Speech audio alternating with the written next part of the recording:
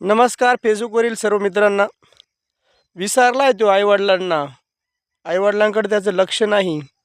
आणि हा आईवडील कष्ट किती करतात आहे, कुठं काम करताय, काय करताय, याला कशाचंच घेणं देणं नाही. कारण याचं झालं आहे लग्न. आणि हा लग्न झाल्यानंतर झाला आहे बायकोचा बैल. बायकोचा बैल म्हणजे थोडक्यात बायको सांगेल तसंच हा वागतो. आईवडील कितीही थकून याच्या दारात जरी येऊन बसले तरी हा त्यांना चहा देखील देत नाही. म्हणजे त्यांचा मुलगा पूर्णपणे बायकोच्या हातात गेला आहे.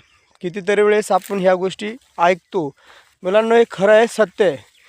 कितीतरी गावामध्ये ह्या घटना घडत आहेत. आणि हा आईवडिलांना तर एकुलचा एकच असतो, परंतु अजिबात त्या आईवडिलांकडे लक्ष देत नाही. ना बहिणीकडं ना नातेवाईकांकडं. तो फक्त आणि फक्त बायको आणि बायकोचे नातेवाईक एवढ्याच गोष्टीमध्ये बिझी असतो. मित्रांनो, बायकोचा बैल होऊ नका.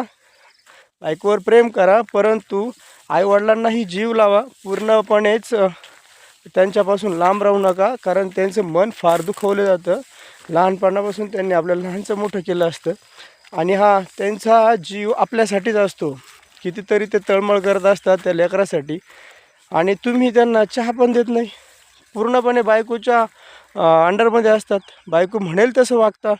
बायको जसं सांगेल तसंच तुम्ही करता. मित्रांनो, बरेच मुलं आहेत अशी की जी पूर्णपणेच बायकोच्या अंडरमध्ये वागतात, म्हणजे बायकोचा बैल होऊनच वागतात. मित्रांनो, हे टाळा. आईवडिलांना पण जीव लावा, बायकोला पण जीव लावा, परंतु एवढं पण बायकोच्या अंडरमध्ये राहू नका की जेणेकरून आपल्या आईवडिलांना त्रास होईल, बहिणीला त्रास होईल किंवा नातेवाईकाला त्रास होईल.